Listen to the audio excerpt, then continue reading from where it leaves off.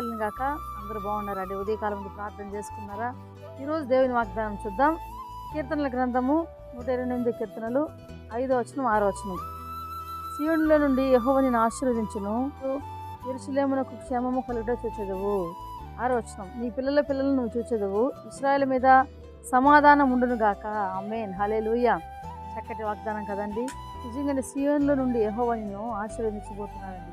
ఈరోజు ఆశీర్వాదం అనేది ఊరికి ఆశమాశ కాదు, కానీ చాలామంది జీవితాల్లో దేవుడు మమ్మల్ని ఆశీర్వదించాలి, మమ్మల్ని దీవించాలి అని అనుకుంటాం. కానీ ఎవరిని ఎక్కువ ఆశీర్వదిస్తారంటే ఆయన రెక్కల కింద దాగి ఉన్న వారిని, ఆయన్ని ప్రేమించే వారిని, ఆయన ఇష్టమైనట్టుగా నడుచుకునే వారిని, యథార్థంగా ఉన్నవారిని యేసయ్య ఎప్పుడు ఆశీర్వదిస్తాడండి.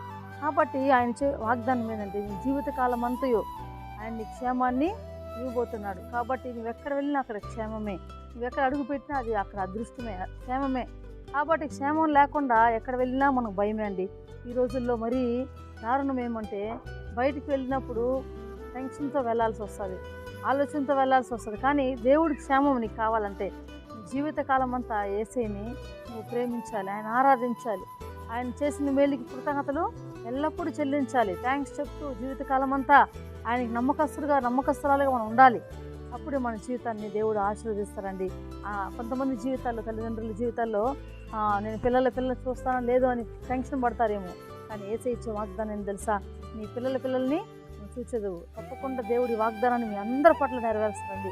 ఎవరైతే వాగ్దానం ఉంటున్నారో వాళ్ళందరి జీవితాల్లో ఈ వాగ్దానము జరుగునుగాక. ఆమేన్. అలాగే చూడండి, ఎంతోమంది వారి పిల్లల్ని చూసే కృప దేవుడు ఇచ్చేలాగా మనకు ఆయుష్నిచ్చి ఆరోగ్యాన్నిచ్చి మిమ్మల్ని దీవిస్తాడు. మీరేమి ఆలోచన చేయని అవసరం లేదు, టెన్షన్ పడిన అవసరం లేదు. దేవుని సన్నిధిలో నిత్యం ఉన్నప్పుడు, ఆయన భయపడుతూ లోపడుతున్నప్పుడు మీ పిల్లలు వరిదిలుతూ ఉంటారండి. అది మీరు కళ్ళారా చూస్తారు. దాన్ని బట్టి యేసయ్యని ఆరాధిస్తారు. కాబట్టి మనం చనిపోతామేమో, బ్రతకమేమో, లేదా మన జీవితం ఏమైపోతుందో అని ఆలోచన చేయని అవసరం లేదు.